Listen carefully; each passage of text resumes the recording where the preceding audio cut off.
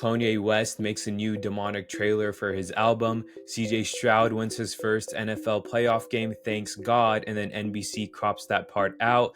Kid Cudi is making 33-foot demonic statues of himself and planting them all over the world. Amazon Prime makes an original cartoon saying that Satan was someone who was misunderstood. Katt Williams hops on a viral podcast, exposes everything and everyone. Rick Ross is making an underground bunker along with all the other elites. Jay-Z's Blasphemous movie comes out and then flops.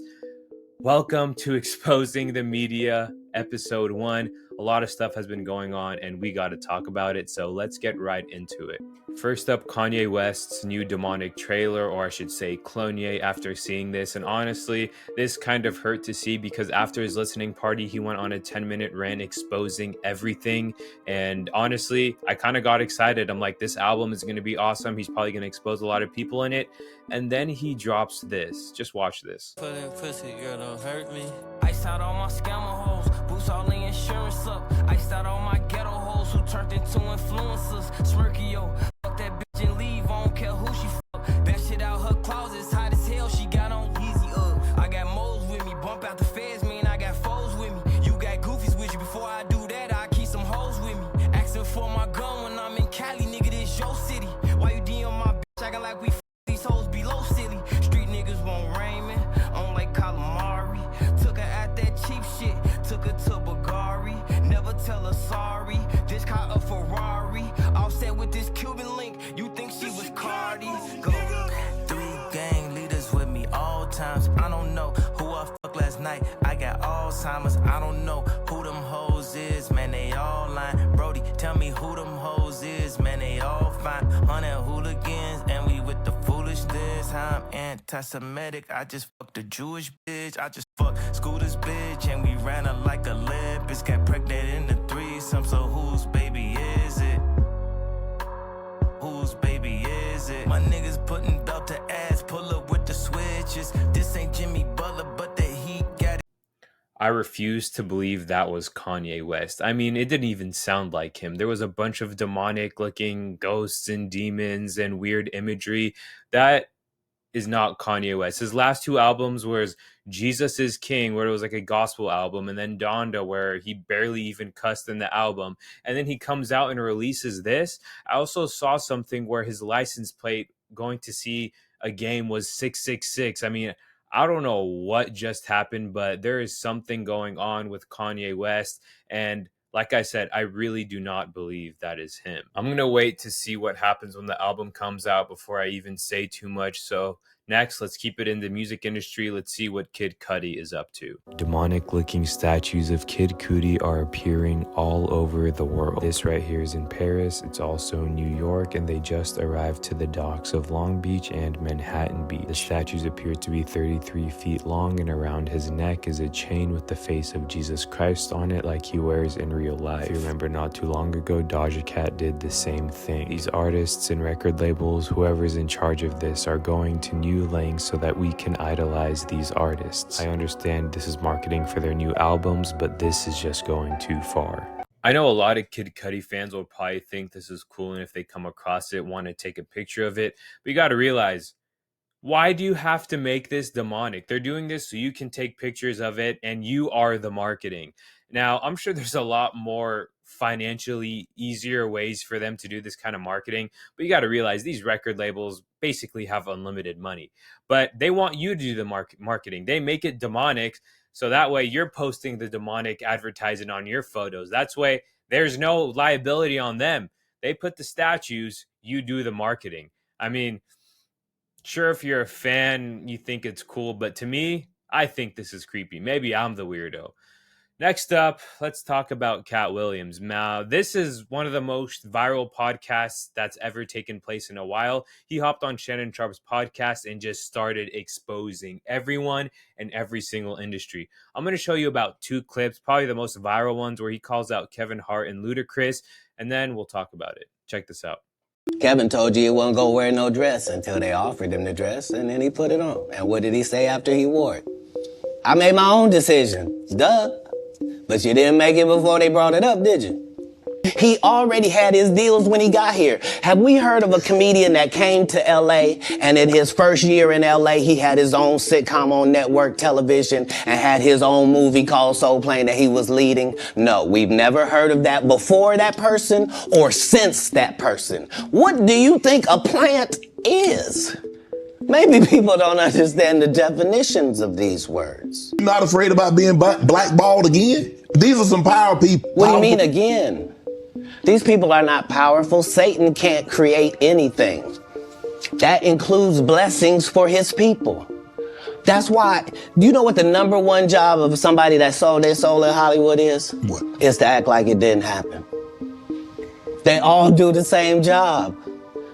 Why do you think Gary Owen can't cross over and he already white and been in comedy for 25 years? If what I say ain't the case. It's a cabal. It's a consortium. Kevin Hart then responds by saying, "Gotta get the anger up out you, champ. It's honestly sad." And then he just drops his movie trailer. I mean, he didn't confirm or deny anything, so it's still a little sus. Are you related to Luda?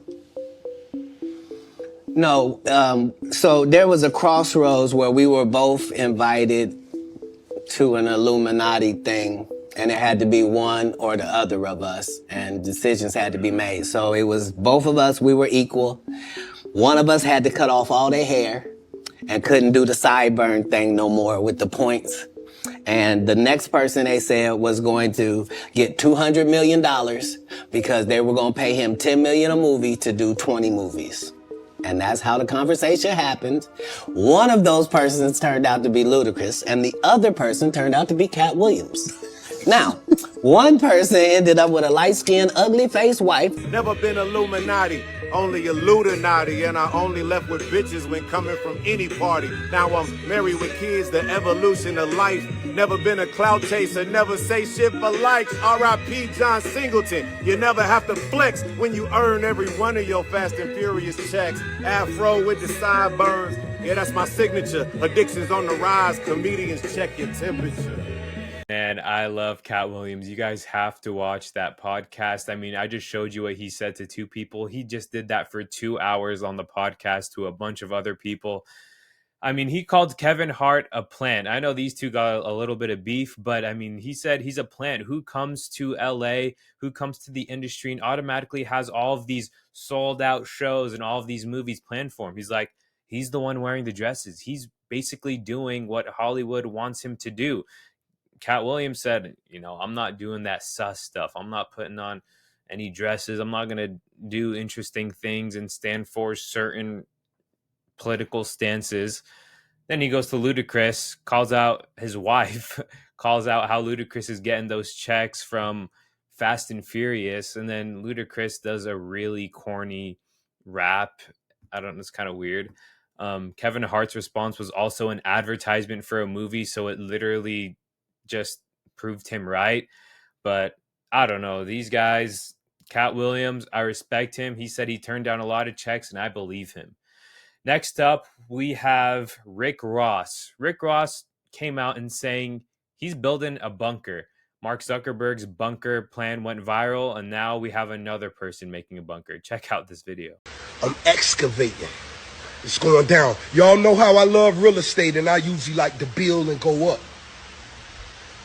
We going underground now. One time for all my doomsday preppers. Elon Musk, I see you. I saw your ground plans. I'm impressed, but guess what? My bunker gonna have a garage. My bunker gonna have wings. Huh? Yeah, we breaking ground. Huge excavations. You gotta have your fluids. I got a water maker, a machine that makes water out of H2O. I got a water maker. We got our canned goods. So if you're thinking the brothers ain't ready.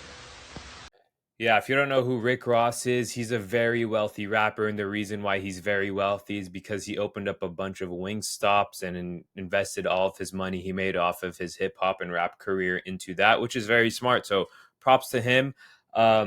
But if you didn't really understand what he said, is that he's basically making an underground bunker. He has a lot of properties above, but now he's going below. He has a machine, he said, that can make water out of H2O, a lot of canned goods and all that. Honestly, whenever someone says they're making a bunker, I couldn't care less, and I tell everyone to stop worrying. I mean, this is the last thing we should be worrying about the world ending or some natural disaster wiping out the whole world, especially if you're religious. Stop worrying about this. But I mean, hey, if I had $200-300 million, maybe I would build one just for fun because I have nothing else to do with my money. But honestly, I probably wouldn't even do that. Let's just get to the next subject. We have Amazon that made an original cartoon that's basically explaining how Satan was someone who was misunderstood. I couldn't believe this. Check this out. Once upon a time, there was a glowing city protected by golden gates, known as heaven. It was ruled by beings of pure light, angels that worshipped good and shielded all from evil. Lucifer was one of these angels. He was a dreamer with fantastical ideas for all of creation, but he was seen as a troublemaker by the elders of heaven, for they felt his way of thinking was dangerous to the order of their world. So he watched as the angels began to expand the universe in their ways. From the dust of earth, they created Adam and Lilith, equals as the first of mankind, but despite this, Adam demanded control, and Lilith refused to submit to his will. She fled the garden. Drawn in by her fierce independence, Lucifer found her, and the two rebellious dreamers fell deeply in love. Together, they wished to share the magic of free will with humanity, offering the fruit of knowledge to Adam's new bride, Eve, who gladly accepted. But this gift came with a curse, for with this single act of disobedience, evil finally found its way into Earth. With it, a new realm of darkness and sin, and the order heaven had worked to maintain was shattered. As punishment for their reckless act, heaven cast Lucifer and his love into the dark pit he had created, never allowing him to see the good that came from humanity, only the cruel and the wicked.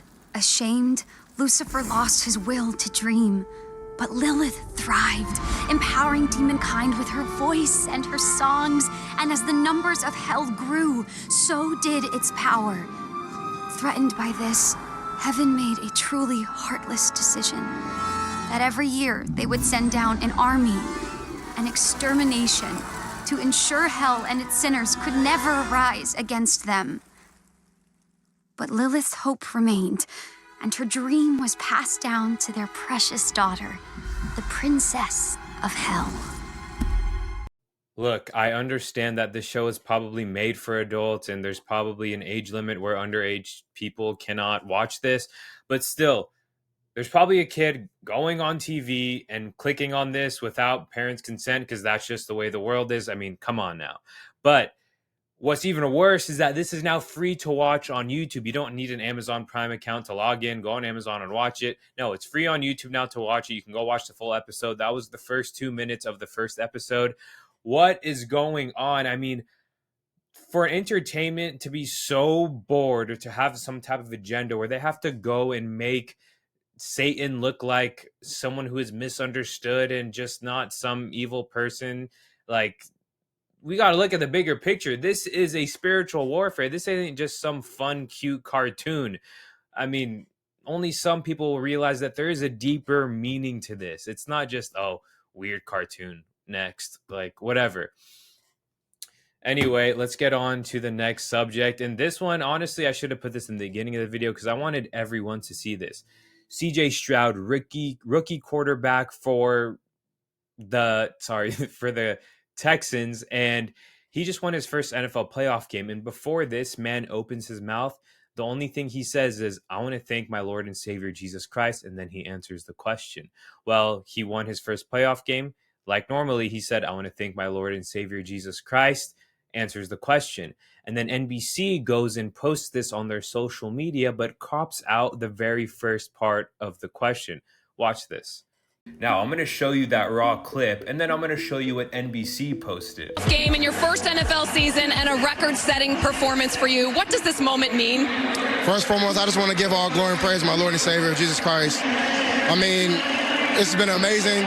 being in this city for as short as I've been, but the love that I've got, I've really just been doing it for Houston, man. People back home, I'm blessed enough to be in the position I am and blessed enough to be playing at a high level right now, and we got to just keep it going, but I'm super blessed. NFL season and a record-setting performance for you. What does this moment mean? I mean, it's been amazing being in this city for as short as I've been, but the love that I've got, I've really just been doing it for Houston, man. People back home, I'm blessed enough to be in the position I am and blessed enough to be playing at a high level right now, and we got to just keep it going, but I'm super blessed. If you haven't noticed, these short little clips I'm showing you between each little video is the ones I post on Instagram, TikTok, and YouTube Shorts. So if you haven't followed me there, go check them out because I post them as the news comes out. But how sad is it that NBC and mainstream media does not want to talk about God so bad that you have to crop out a 5-second clip of the kid just thanking God for the opportunity to be out there. Now, God is using this man because a lot of people just go up and say, I want to thank God. Yeah, we all worship a God. God can be money. God can be, my coconut water here. But there hasn't been a kid or any type of athlete get this much screen time, say the name Jesus. So I think God is using that man. Just to clarify, on live TV, the God part was in there. Now, obviously, it was on live TV right after the game, so I don't think they couldn't even cropped it out if they wanted to. But on their social medias, it is confirmed NBC cropped out the God part, and just really, really sad to see. Last but not least, let's talk about the tunnels in New York City. Here's a quick little recap of what it is. Police discovered an underground tunnel under a synagogue in New York City. A man claimed that there were Jews under his apartment. He said, I hear them like they are digging or something. For the record, I live at ground level and we do not have a basement. The tunnel's about 60 feet long and extended under multiple different buildings in the vicinity. At least 10 people have already been arrested, and not only is this a major risk for the surrounding buildings, but many are concerned what these tunnels were actually used for, especially because the Jewish Children's Museum can be found on the corner directly to the east of the headquarters. Not only that, but the things that were being pulled out of the tunnel were interesting, like stained mattresses. When all of this was found, they started to vacate the synagogue immediately, and this erupted in a riot.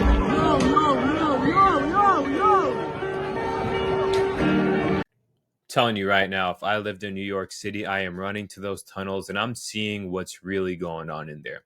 Now, their excuse for the tunnels in the beginning was that during COVID, they built them so that they can go and worship together. And oh man, I want to believe it, but I just don't. Why is there stained mattresses in there? I mean, surely you just go in, worship, no need for mattresses, right? And why is it 60 feet long and it's going through, you guys know how New York City is built. There's so many buildings, so 60 feet is very long. I mean, you're going through a lot of other buildings, and that is also very dangerous for those buildings because they're very, very tall. And they're not meant to have basements, so if you're carving up basements, those things can collapse. Now, that's not, obviously I'm worried about that, but that's not my main concern. There is a kids museum. I mean, the concept of trafficking was the number one concern of all the people watching this. What was really going on in those tunnels? I think 10 people were arrested off the rip when they found out the tunnels were happening. The police started to fill up those tunnels with concrete immediately due to safety hazards. And maybe there's some stuff in there that they wanted to cover up. Who really knows? There hasn't really been much news that I can see that have been coming out, but I don't know if you guys know who Dom Lucre on Twitter is. I think he's going and checking out the tunnels literally as I post this video. So I'm excited to see what's going to happen with that. But really suspicious stuff. I hope it was just for them to worship. But my thing is, why would they get so angry if COVID was 4 years ago when you weren't supposed to meet together and pray and, for any religion? Why would you get so upset? That means they're still using them if they got really that pissed off that they were closing off the tunnels. So something was going on in there, extremely suspicious. I think we are done with that for this video. This is kind of a new style of video. I think it's really awesome. We talk a lot about a lot of different things, and there's a lot of different topics. So maybe I'll start doing this once or twice a week whenever, the information is coming out. I love you all. God bless you all. Have a nice rest of your day.